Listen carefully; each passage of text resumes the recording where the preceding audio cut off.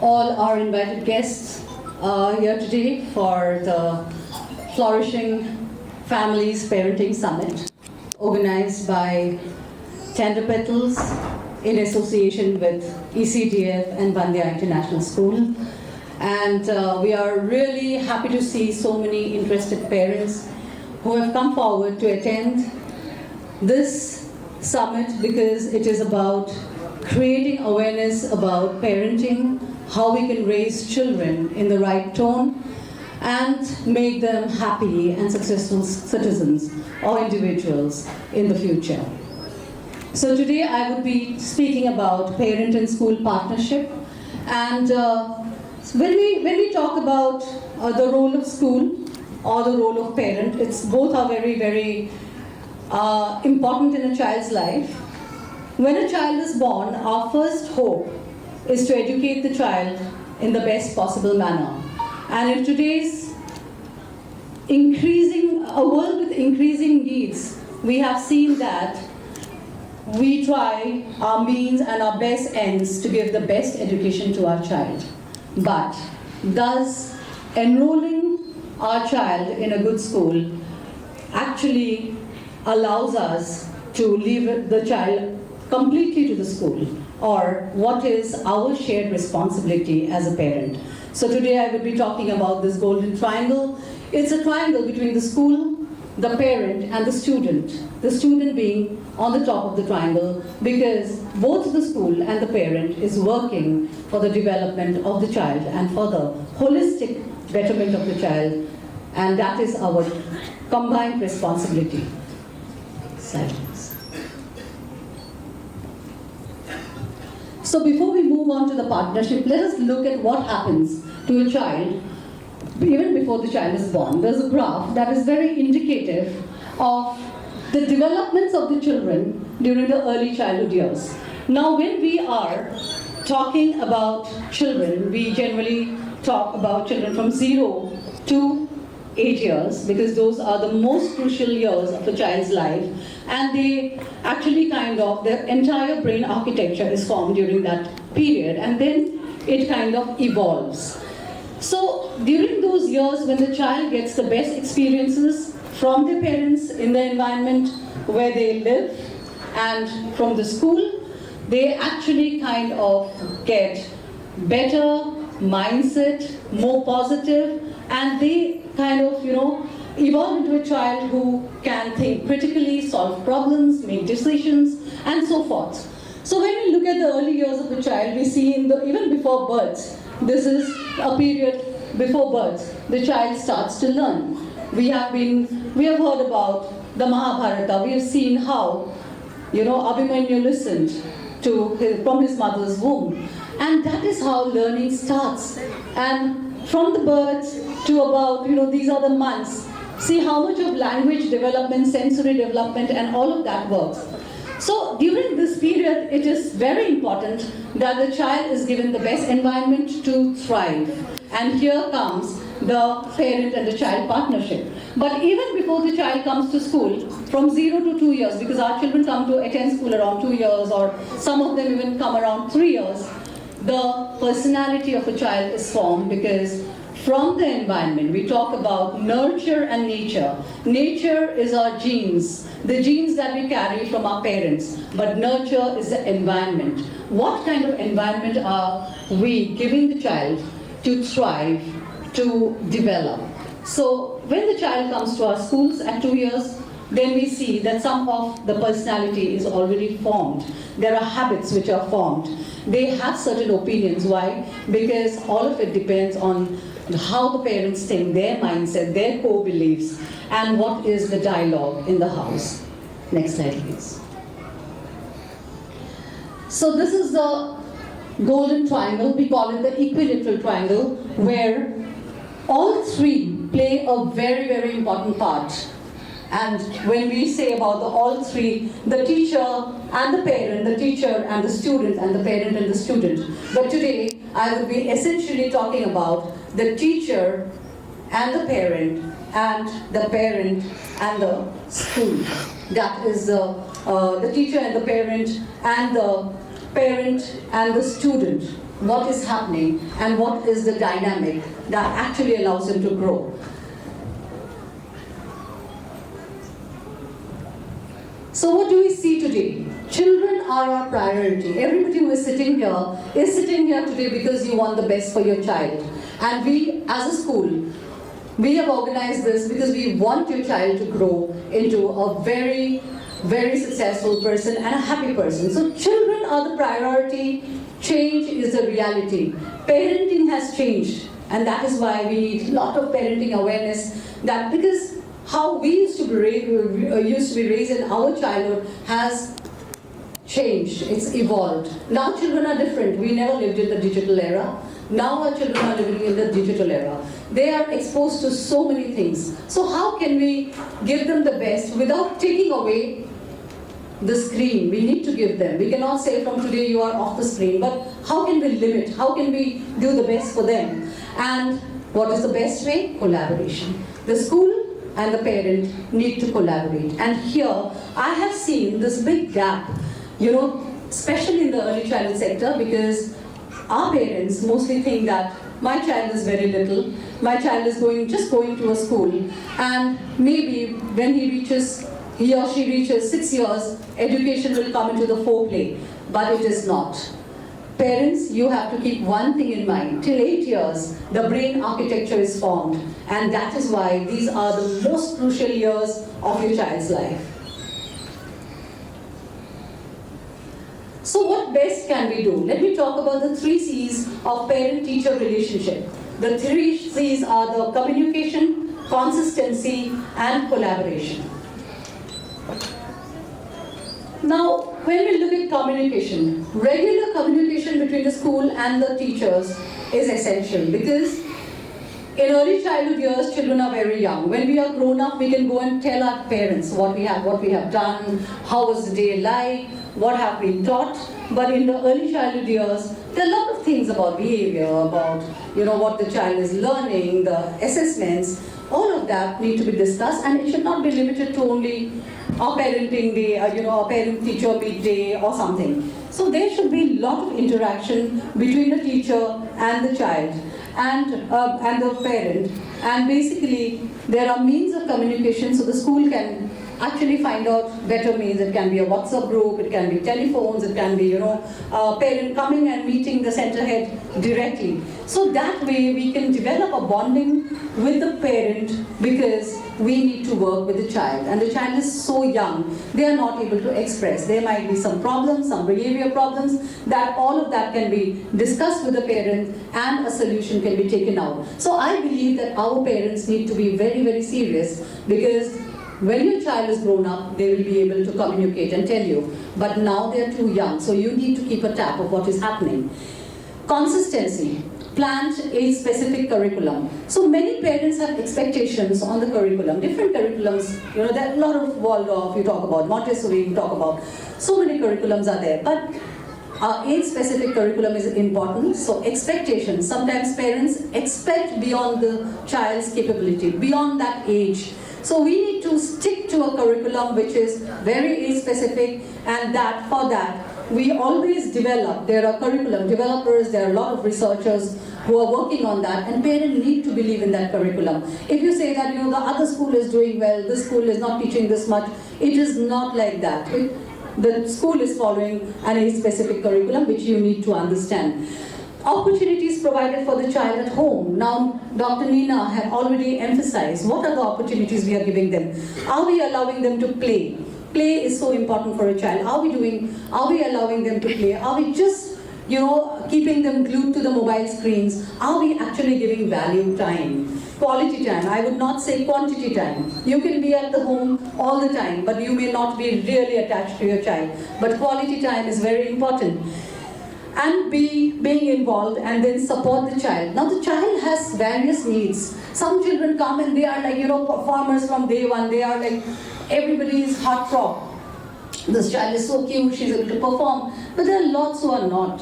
There are many who are introverts. They may not be able to express. But at the same time, we need to understand how we need to support the child, instead of comparing them to the other child, comparing them to the next child.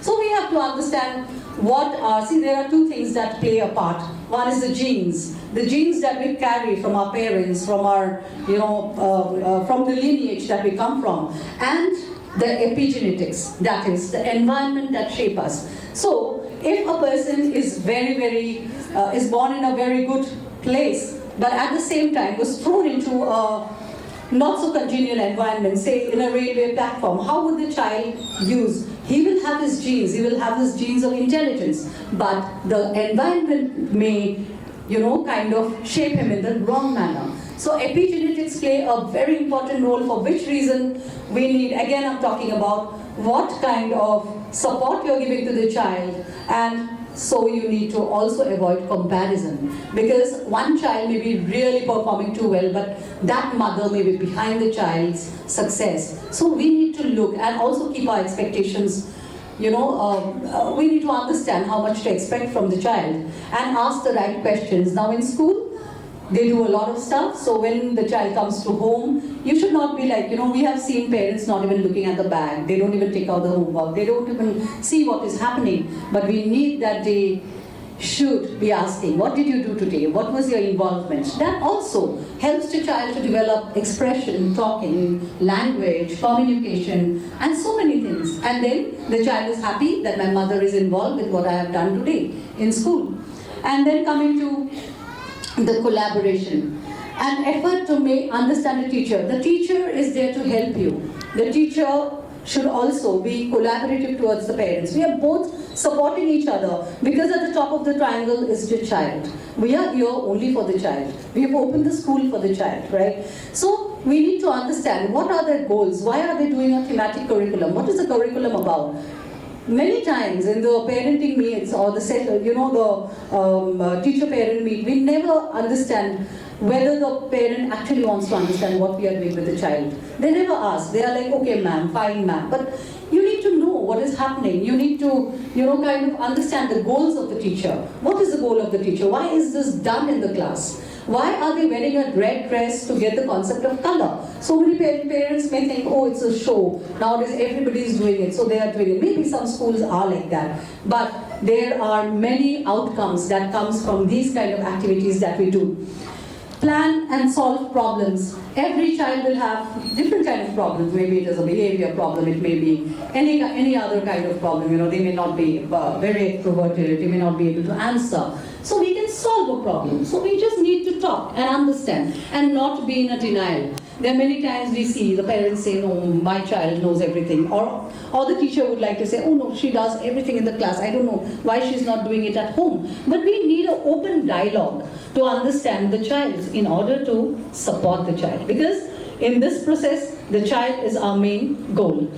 Educate yourself. See, today, the parents that have come here, you have taken out a day, a Saturday, at 3 o'clock, which is not a very congenial timing. I mean, so many people have their office, but you're still sitting here, shows that you want to educate yourself about what is happening and what your child's needs are to, you're educating yourself in a way. Be a companion to the teacher. You don't need to be the best friends with the class teacher, but be a companion, ask her, share problems, and volunteer in school. So be a part of the school, because these are small, very small, preschools are like a little house, a second home. And then you can collaborate and you'll feel happy, you'll understand, you'll be a part of the child's learning process. So we can see the times are changing and some focus area that need to be given attention. I'll very quickly do this. Sensomotor development. Dr. Neena ma'am has already talked about how children are glued to the screen and they do not move. So recently we launched this app, and this app is an assessment app. And when we did the assessment, I was looking into the reports of every child, and I could see one thing. They were very good in cognitive, language, fine motor, but not in gross motor. They were getting 23% in gross motor. Why? Because they do not move much. They are in the school, glued to the curriculum, because so many of our schools are not the playway. They are just the conventional schools. They say they are playway, but they'll have the table and the chair, and the child will be sitting there all day. Then they come back home, the mother gives them the phone because the mother has other work. And as a result, what happens? They are glued to consuming what is shown to them on the screen. So we need to give them play, play, play. There's a play policy. When we say, study well and then I'll give you 2 hours of play, no, a child deserves, it's his right. It is a child's right to play. And one day, if they're aware, they'll tell us that was our right, why did you take it away from us? Limit screen time, involve them in activities and creative pursuits. Now what happens? So many times we tell our children, hey, you're still watching, you're still in the screen. And we go away. And then we come back after 1 hour and we say the same dialogue. But have we thought of involving them in any activity? No. We just give the dialogue, go away, come back after 1 hour and, we get frustrated. And the child says, if I keep the phone, what should I do? Would you be there for me? Would you be involved? So when we are raising our children, it is very important to be involved with them. Expose them to child-friendly resources, yes. Online resources are useful, valuable. Today what we have been doing, how did we get in touch with Dr. Neena ma'am? How could ECDF go worldwide? Because online is very, very something which is very important for us, but at the same time we should know where to limit it. And we should know what kind of things the child should see. So indiscriminately, if we just give the phone to the child, they might be exposed to any kind of thing that is there online.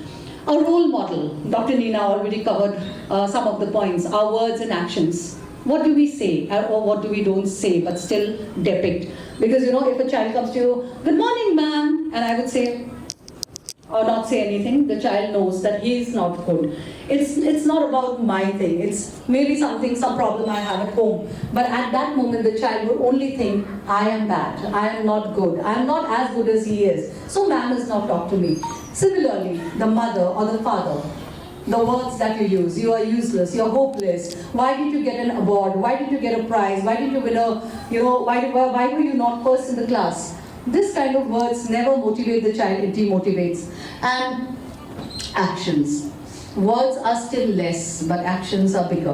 What we model is what the child learns. So if I, as a mother, if I am a good mother, my child someday will learn to model. And he will take my modeling and he would become a good person. So what we model is very important. We say one thing and we do another. So Dr. Neena has already given a nice example on that. And our core beliefs. Every family, every person have their beliefs. And this core beliefs also shape our children because we keep telling them. It's called autopilot. So, as I'm growing older, I can recognize a lot of my mom's qualities in me. So what happens, we kind of absorb what is in our surroundings, what is our main role models' work. So we have to be good role models in order to bring up good children. And the 21st century skills of communication, collaboration, critical thinking, creativity, problem solving and decision making. How will they learn?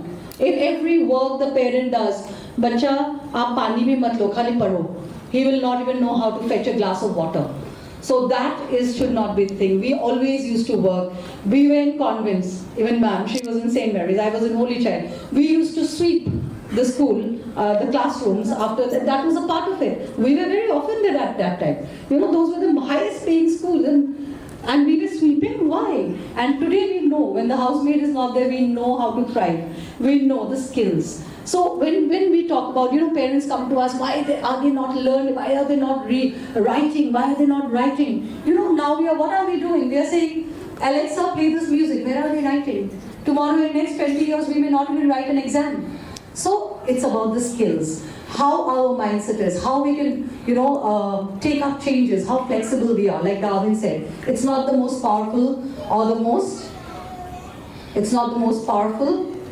intelligent that thrive, but it is the most flexible. So we need to have collaboration, communication, critical thinking, creativity. Our children are all the time gardening, doing stuff. These are things, when they see that something grows, they will understand the value of life.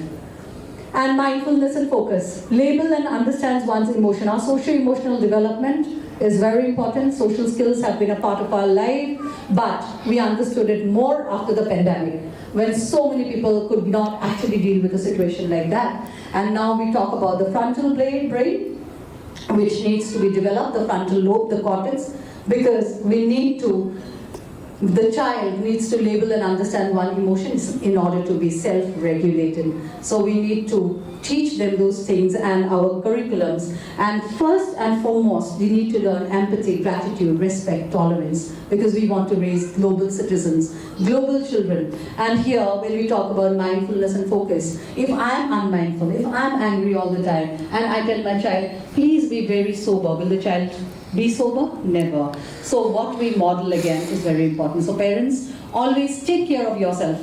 Being a parent is not cakewalk. You know, these are experiences that one day we are going to get a certification. Our children will, someday say you were a good mother, you were not a good mother, you were partly a good mother and a father or whatever. So we are also, kind of stressed. I know everybody is, because life is very fast. We need to earn money, we need to enroll our child in good school, we need to enjoy every movie that comes to the cinema hall. But at the same time, we need to be mindful and we need to understand that our children will learn from us, and one day they will tell us, yes, my mom had been a strict mom at times. She had shown tough love. We call it tough love. Now, if I love my child, I will not allow him to, do something atrocious. So when I say don't do it, he'll be angry. But at the same time, it's called tough love. And today I realize, as an individual, what our parents did was tough love, and it has worked in our world, in our life now. So as parents, I feel responsibility, shared responsibility with school and parenting. All of this matters, and that is what only matters. And before I end, I would like to read this out. Raising a child is like planting a seed and watching it grow into a beautiful flower. Would you not be happy in next 20-25 years when your child is grown up and when they come to you? If my student comes to me and wishes me, ma'am, good morning, instead of running away from, after seeing me, how would we feel? So what we are doing in the early childhood years is for next 20-25 years, not today. You will not see the results now. You will see the results of the fruits of the right things that have been done with them by you and by us only in the next 20 years. And this is the time we need to focus on empathy, love, because the world lacks it. And I feel that was one generation that had taught so much about money that we stopped thinking about the other human being in front of us. But one thing we need to know, in me resides the person in front of me. So I cannot hurt the person in front of me because I'm hurting myself. So this is what we need to teach our child as well, because you need to be a good individual in order to be a very successful and happy individual. Thank you so much, and thank you so much for being a part of today's summit.